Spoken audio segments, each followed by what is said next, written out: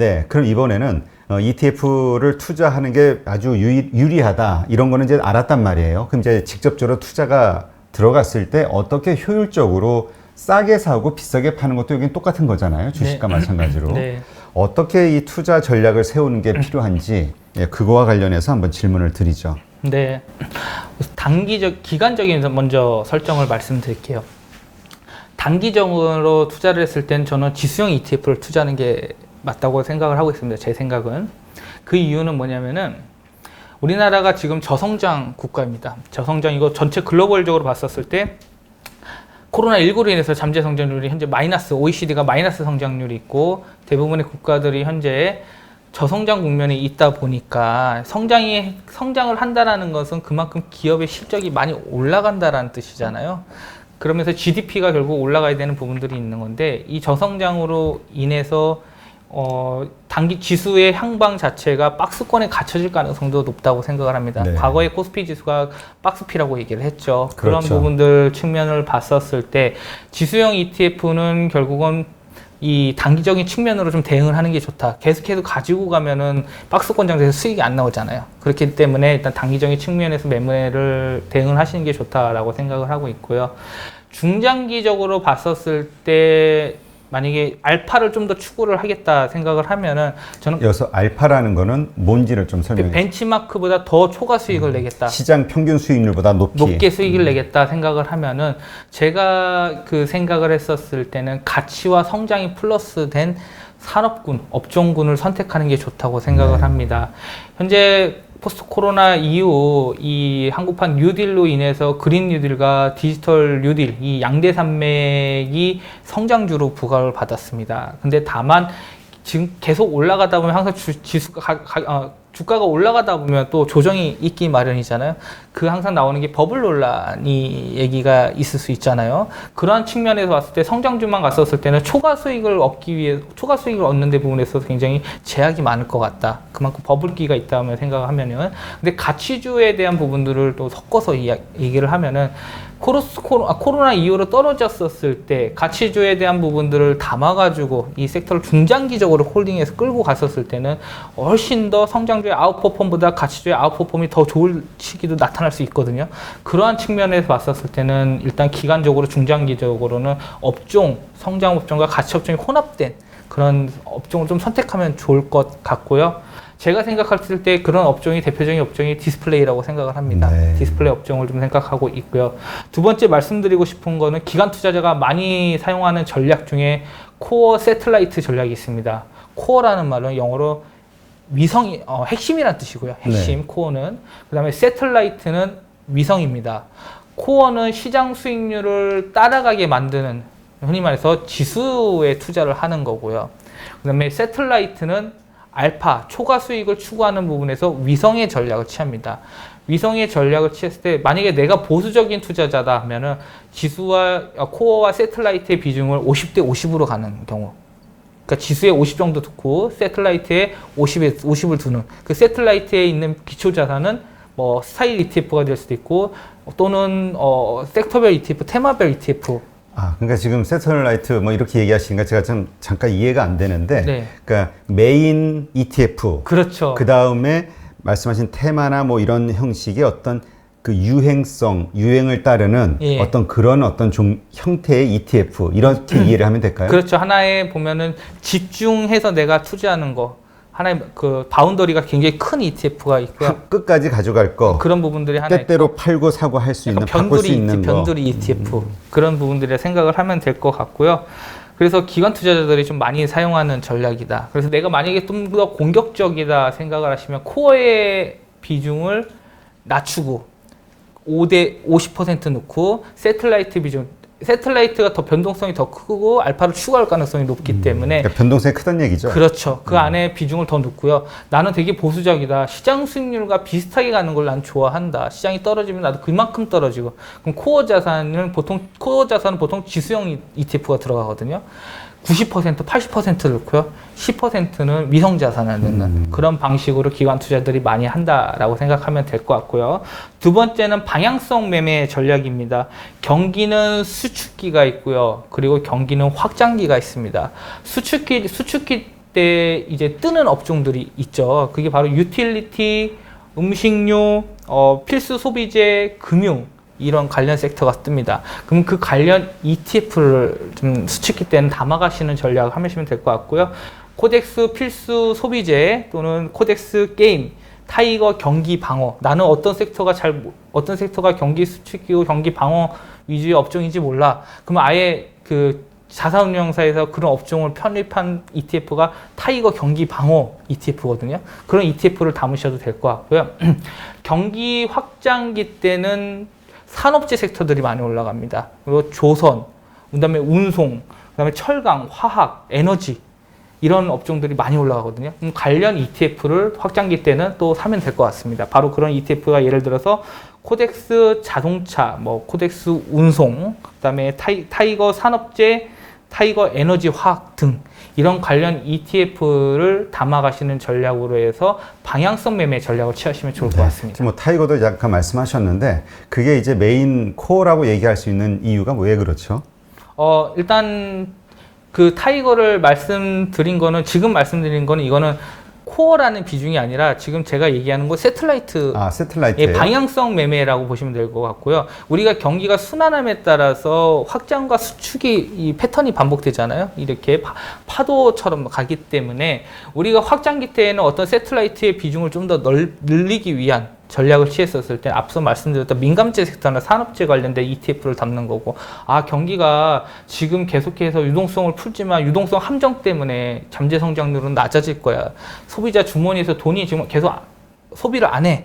그런 유동성 함정들이 발생하고 경기 부양 효과가 나타나지 않으니까 경기는 지속적으로 침체가 될 것 같아. 코로나19가 장기화 될 것 같아. 그러면은 경기 수축기가 진행되니까 오히려 안전자산 ETF를 조금씩 분할하는 매수, 뭐든지 매매를 하실 때, 투자를 하실 때는 분할하는 습관을 좀 기르시면 좋을 것 같습니다. 그러면 우리가 이제 ETF, 그러니까 우리가 이제 노후 준비를 위해서도 보통 이야기하는 게 그냥 좋은 주식 사서 장기 투자하면 뭐 이런 얘기 하잖아요. 네. 근데 ETF는 지금 말씀하시는 거 보면 하나를 사서 계속 꾸준하게 가지고 있는 것보다는 때에 따라서 사고 팔고 매매를 계속 해야 된다는 얘기인가요? 이게 정기 순환 사이클이 길게는 막 3년, 5년 갈 수도 있고 대세 상승 사이클이 있고 대세 하락 사이클들이 있잖아요. 파동 자체가 짧게 가진 않습니다. 그렇기 때문에 우리가 투자를 할 때면 좀 더 롱텀의 시각으로 이 방향성 매매를 하실 때는 그렇게 하는 것이 전략이 좋을 것 같습니다.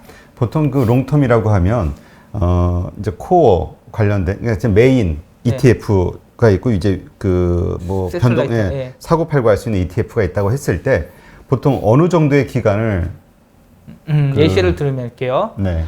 예를 들어서 제가 보수적인 투자자라고 가정을 하겠습니다. 그러면 저는 지금 시장 자체는 좋지 않다고, 시장 자체는 앞으로 박스권의 장세가 드러날 거라고 생각을 하고 있습니다. 네. 그래서 저는 단기적으로 지수형 ETF를 투자한다고 말씀을 드렸기 때문에 50%에 대해 전체 순 자산에서 50%는 지수형으로 해가지고 단기적인 접근을 대응을 하는 거고요. 나머지 50% 지금 2025년까지 전기차가 지속적으로 이 판매 대수나 생산 대수가 증가를 한다라는 것 자체가 지금 현재부터 5년 정도 기간이 있잖아요.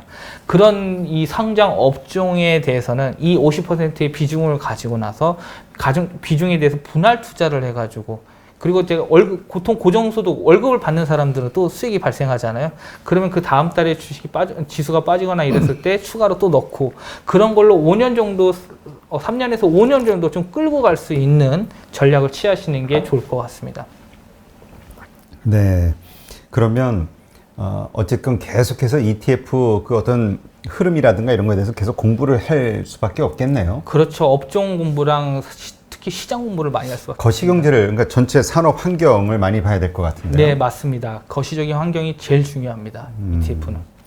그러면 이제 ETF를 좀 나눠서 국내 ETF, 해외, 그러니까 미국 ETF 있습니다. 어디가 더 유리하다고 생각하세요? 지금 많은 분들이 지금 말씀하신 대로 국내 시장은 박스권이기 때문에 뭐 시기가 되면 팔고 이렇게 하고 저렇게 이렇게 생각을 하는데 피곤하잖아요. 근데 나스닥 같은 경우 보면 쭉 십몇 년째 우상향으로 올라오고 있잖아요. 그러니까 거기는 하나 사놓고 가만히 있어도 안심하고 있어도 아주 높은 수익률을 얻으니까 거기가 낫지 않느냐, 장기 투자하기는. 저는 국내입니다. 왜 그렇죠? 나스닥은 보시면은 대부분 다 성장주입니다. 기술주입니다. 제가 성장주에 대한 이야기를 좀 말씀을 드릴게요. 자, 우리가 수학 시간에 Y는 fx라는 단어를 썼습니다. 이 용어가 있습니다. 숫자 이렇게 결국 이건 뭐냐면은 fx 흔히 말해서 설명 변수의 값이 변하게 됨으로써 y 값이 변하는 종속 변수의 변하는 값을 얘기합니다. y를 그러면 제가 예를 들게요. 성장주의 주가라고 얘기를 하겠습니다. y는 그럼 그 안에 있는 fx에 있는 이 설명 변수의 변수 값들을 집어넣었을 때 제가 봤었을 때 설명 변수가 성장주의 주가가 올라갈 만한 요인들이 뭔지를 그 안에 변수의 요인을 넣으면 됩니다. 그게 제가 봤을 때 시장 규모가 있고요. 첫 번째, 그다음에 기술 진보, 그다음에 독점, 독과점, 그다음에 뭐 신약 개발, 그다음에 상용화 등 이런 것들이 성장주의 밸류를 주는 요소라고 생각을 합니다. 자, 그러면 이 성장주의 주가들이 가장 큰 리스크는 뭐냐면은 앞으로 5년, 4년, 5년, 10년 동안 계속 좋아질 거야. 그럼 기간에 대한 뭐가 발생하냐면은 불확실성 변수가 가장 큽니다.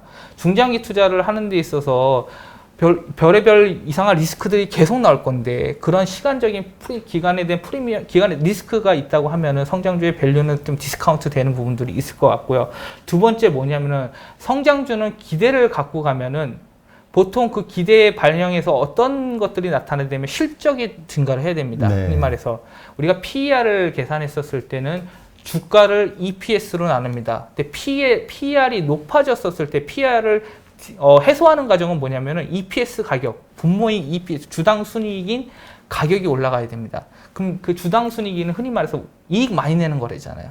근데 이익이 많이 나는 것은 기대감으로 인해서 앞으로 테슬라 인도량이 더 많이 증가할 거야. 앞으로 태양광에 대한 소비를 해가지고 국민분들이 많은 사람들이 사용할 거야. 그런 것들이 하면서 결국은 어느 정도의 디스카운트를 해소할 수 있는 부분들이 있고요. 두 번째는 주가가 떨어지면은 밸류에이션이 해소가 되겠죠. 근데 주가가 떨어지는 요인들은 뭐냐면 예를 들어서 임상을 했는데 임상 중단을 했어요. 그런 부분들 기간이 길기 때문에 그 연구개발 임상 시험 기간 동안의 과정이 너무 길기 때문에 그러한 부분들이 주가에 반영이 될 수밖에 없기 때문에 그러한 부분들은 굉장히 부담되는 거가 있고요. 그 다음 성장주가 많이 올라가는 이유는 또 뭐냐면은 바로 시장 규모입니다. 자, 시장 규모를 예를 들면은 지금 전체 글로벌 자동차 수, 전기차를 예를 들게요. 전기차가 매년 1억 대 정도, 1억대에서 초과해서 좀 판매를 합니다. 근데 올해 같은 경우에는 전기차 판매 대수가 대략 한 150에서 200만 대. 그 중에서 지금 테슬라가 50만 대 정도는 할 것이라고 보고 있어요. 테슬라가 주도를 하고 있는데, 그러면 전체 글로벌 자동차 판매 대수의 전기차는 한 2%밖에 안 되는 겁니다. 근데 이 2%에서 앞으로 2025년에 2,500만 대까지 늘리겠다. 그럼 내연기관은 줄어들고 전기 친환경차는 늘어나잖아요. 근데 지금 200만 대에서 만약에 2025년도에 2,000만 대까지 늘어난다고 가정을 하면은 10배가 증가하는 겁니다. 그만큼 시장 규모가 크다라는 거고요. 그 규모는 뭐냐면 글로벌 스탠스 자체가 유럽이든 중국이든 미국이든 우리나라든 다 친환경차를 해야 된다. 그만큼 규모가 커진 거라고 보시면 될 것 같습니다. 근데 시장 규모가 작은 것들은 그만큼 성장률은 떨어지겠죠. 그렇게 되겠죠. 규모가 그래서 굉장히 성장주에 있어서는 중요한 핵심 지표다라고 보시면 될 것 같고요. 보통은 이 산업 사이클 자체가 주가도 비슷하게 가는데 이 도입기 시즌이 있으면 이제 완만하게 갑니다. 그러다 성장기 때 가치가 주가가 크게 올라갑니다. 연평균 성장률이 크게 증가를 하기 때문에 그러다가 성숙기가 되면서 기울기가 완만해집니다. 왜 성숙기가 되면 무슨 현상이 발생하면 성장기 때 너도 나도 우후죽순으로 이 사업 해야 된다. 경쟁 회사들이 들어오게 되면은 파이가 감소하겠죠. 이익률이. 그렇게 되면서 성숙기가 되다가 이제 또 새로운 기술이 나오지 않으면 이 기술로는 더 이상 기업이 발전할 수가 없다. 그리고 새로운 트렌드를 못 따라가게 되면은 바로 쇠퇴기가 들어옵니다. 그렇기 때문에 이 시장 규모에 대한 분석이 굉장히 중요한 거고요. 그 안에서 만약에 내가 이 기술을 독점적으로만 갖고 있고 배타적으로 사용할 수 있다. 그럼 그것에 대한 또 주가의 밸류에이션의 프리미엄을 받습니다. 지금 진입장벽이 없기 때문에 가격을 자기가 후려칠 수 있고 더 높게 받을 수 있기 때문에 그러한 측면들은 이익이 더 많이 나겠죠. 그런 경우들이 결국은 성장주의 가치를 판단하는 설명 변수라고 생각을 하는데 지금 제가 생각을 했었을 때는 상당 부분 주가 수준은 그런 기대감들이 상당히 반영된 상태다라고 생각을 하고 실적이 그런 부분들을 해소하는 과정들이 필요해야지 밸류에이션 정상화가 될 것이다 생각을 합니다. 그러한 측면에서 성장주의 과열 국면과 저는 오히려 가치주로 순환매를 좀 봐야 된다고 생각을 하고 있거든요. 네. 예, 그 이유는 뭐냐면은 우리는 지금 코로나 시대에 살고 있습니다. 근데 코로나 시대에서 언론에서도 그렇고 다 언택트 문화가 트렌드가 됐다면서 다 이 문화에 대해서 열광을 하고 있습니다. 근데 투자를 임하는 사람들은 좀 더 앞을 내다보는 시야가 필요합니다. 포스트 코로나에 대한 부분들을 생각을 해야 될 것 같아요. 이 포스트 코로나라는 건 코로나로 인해서 가장 피해를 많이 받은 업종들, 예를 들어서 항공, 뭐 면세점, 여행업종이 되겠죠. 그런 업종들이 코로나로 인해서 실적이 굉장히 좋지 않았습니다. 근데 정부에서 핀셋 지원을 해주고 구조조정을 해주고 그 다음에 백신이나 치료제가 나타났을 때 우리는 언택트보다는 컨택트를 다시 또 하겠죠. 그런 부분들이 당연히 가야 될 부분이라고 생각을 하는 거고 그걸 좀 더 길게 봤었을 때 하나의 실적 개선이나 또는 밸류에이션적인 부분들이 발생을 할 수 있다. 그러한 측면에서 오히려 업사이드 측면이 수익률 업사이드 측면이 더 높을 수가 있다 생각을 하고 있거든요. 그래서 언론에서 나왔던 그런 이슈들만 너무 보지 말고 앞으로 어떻게 됐었을 때 대바닥을 찍고 실적이 좋아지면서 올해 실적은 안 좋았는데 내년이 갑자기 확 올랐어요. 그걸 다른 말로 기저효과가 되거든요. 반대로 언택트 관련주들은 이미 시장에서 그 실적이 잘 나와가지고 정도 기업 주가들이 올랐어요. 근데 내년에 실적이 올해만큼 못 나와요. 그럼 바로 그게 기고효과가 발생하는 거거든요. 그런 지속적인 플레이가 안 됐었을 때 차라리 우리는 좀 컨택트에 대한 부분들도 좀 생각을 해봐야 된다. 저는 그렇게 봅니다. 네. 그러니까 지금 산업 전체를 놓고 앞으로 어디가 그러니까 오를 만큼 오른 지금의 주도주가 더 주도주로서 역할을 할 것이냐 아니면 이제까지 소외됐던 뭐 가치주가 됐든 아니면 뭐 소외된 소외주들이 오를 것이냐에 대한 판단을 하고 거기에 맞는 어떤 ETF를 담는 게 사는 게 이제 유리할 수 있다. 네, 이제 맞습니다. 각자 이제 판단을 해야 되겠죠. 그쵸, 스터디를 해서. 네. 그러면 일단 국내 ETF 가운데서 이렇게 좀 관심을 갖고 우리가 지켜볼 만한 그런 게 있다면 뭐가 있을까요? 첫 번째는 코덱스 고배당 관련 ETF를 하겠습니다. 아무래도 이제 배당주 시즌이 왔죠. 찬바람이 불면 배당주에 대한 관심을 가져야 된다라는 부분들이 과거 통계적으로도 봤었을 때 배당주 종목들이 좀 주가가 올라갔던 그런 히스토리가 있었기 때문에 그런 생각을 좀 갖고 가야 된다 하면 보면 될 것 같고요. 코덱스 고배당에 들어가 있는 종목들을 보면은 뭐 금융주 위주가 많습니다. 배당을 좀 많이 주기 때문에 이 금융 업종들이 있기 때문에 고배당주에 대한 픽스드 인컴, 고정 수익을 좀 가져갈 수 있는 부분 첫 번째고요. 두 번째는 제가 앞서 말씀드렸던 것처럼 좀 길게 가지고 갈 수 있는 부분들 타이거 2차 전지 테마를 말씀드리도록 하겠습니다. 제가 앞서 이 성장 시장 규모가 굉장히 중요하다고 했고 지금 현재 이 테슬라가 이제 10월 21일 날 실적 발표를 하거든요. 근데 예상한 것보다 비슷하거나 좀 더 좋게 나올 것 같아요. 그러한 부분들에서 어느 정도에 대한 기대로는 부합시킬 수 있는 실적들이 나오고 연초에 나왔던 그 컨센서스가 50만 대, 인도량 50만 대 지금 가이던스를 잡았거든요.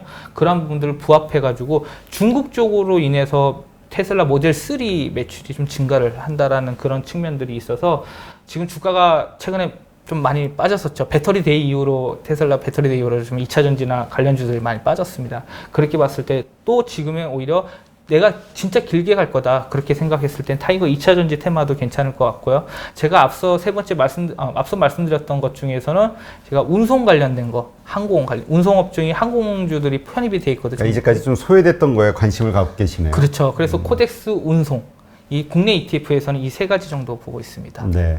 우리 그 미국 쪽의 ETF에서는 뭐 좀 보는 게 어떤 게 있으세요? 두 가지 해외 ETF 두 가지를 말씀드리겠는데요. 첫 번째는 글로벌 X가 자산 운용사인데 CLOU입니다. CLOU가 뭐냐면 클라우드 컴퓨팅에 투자하는 회사다 보면 되는데 일단은 그 안에 들어가 있는 종목들이 보면은 줌 또는 그 트윌리오 같은 게 있는데 여기는 그 들어갔었을 때 한 종목의 비중을 막 20% 이상 늘리지 않습니다. 한 5%에서 6%밖에 안 해요. 그 대신에 종목 수를 굉장히 많이 담습니다. 그렇게 좀 운영을 한다라고 보시면 될 것 같고요. 일단 소프트웨어나 플랫폼, 5G 통신 쪽, 그 인프라 등이 지금 계속 부각할 수밖에 없는 부분들은 성장에 대한 일정 부분이 있습니다. 근데 제가 왜서 성장주들이 별로고 가치주 얘기하는데 왜 이 업종 ETF를 얘기하냐 하는데 저희는 포트폴리오 차원을 투자를 해야 되는 거잖아요. 네. 거기에서 일정 부분에 대한 것들 대신에 비중은 많이 두지 않는 게 저는 오히려 더 좋다고 얘기를 드려서 이 ETF를 말씀드리는 거고요. 첫 번째. 그리고 이 ETF에서 양당, 민주당과 공화당이 양쪽 당이 정책 공약이 둘 다 이 수혜를 받을 수 있는 ETF입니다. 그래서 CLOU ETF를 보시면 될 것 같고요. 두 번째 ETF는 바로 베트남 VN30에 투자하는 ETF. 미국에 있는 건가요? 이건 베트남입니다. 베트남 자산운용에서 하는 거라 보시면 되는데 보통 대형주 종목들을 투자를 합니다. 30개 기업, 우량 기업, 재무적으로 자산 총액도 그리고 재무적인 건전성. 그럼 우리나라 ETF를 예시 들면 코스피 200 같은 걸로 좀 생각하시면 됩니다. 왜냐하면 지금 VN30이 시가총액의 80%를 차지를 해요. 네. 그래서 이 베트남이 왜 좋냐면은 베트남은 OECD 국가에 포함이 안 됩니다. 근데 오히려 플러스 성장을 했어요. 3% 정도 성장할 것으로 기대를 하고 있습니다. 그 이유는 뭐냐면은 글로벌 공급망에 대해서는 재편하는 과정하는 부분들이 있어서 외국 자본들이 좀 많이 유입이 되고 있고요. 그리고 올해 7월부터 EU와 FTA를 맺었습니다. 이 FTA 효과로 인해서 관세 혜택에 대한 부분들이 발생을 하고 있고, 그 다음에 지금 내수 비중이 높고 지금 현재 인구가 9천만 명 정도가 됐는데 현재 실업률이 굉장히 낮고 물가 수준도 안정화되어 있기 때문에 그러한 부분들에 있어서는 이 코로나에 있어서도 플러스 성장을 했고 코로나가 회복되면 더 큰 성장, 앞으로 잠재 성장에 대한 가능성이 높은 거 있기 때문에 그 티커명은 E1 VFN30이란 그 ETF, VN30 지수에 투자하는 ETF를 관심 있게 보시면 좋을 것 같습니다. 네, 그렇군요. 네, 이렇게 해서 ETF란 어떤 것이고 그 다음에 우리가 국내와 해외 관심을 갖고 이제 직접 바로 투자하시라는 얘기는 아니고요. 또 어떤 급하신 분들은 바로 또 사시는 분이 있는데 이러한 것이 유망할 수 있다 이렇게 알려주셨으니까 이제 그게 어떤 특징을 갖고 있는지 스터디를 하시면서 좀 이렇게 지켜보면서 결정을 하셔야 되겠죠. 네. 네, 오늘 이렇게 해서 그 ETF 와 관련한 그 시간을 가졌는데요. 따라하면 수익이 따라오는 ETF 투자. 라는 책의 저자이신 이재준 저자님과 함께 살펴봤습니다. 네, 오늘 아주 유익한 시간이었고요. 네, 또 다음에 또 모시도록 하겠습니다. 네, 감사합니다. 네, 고맙습니다.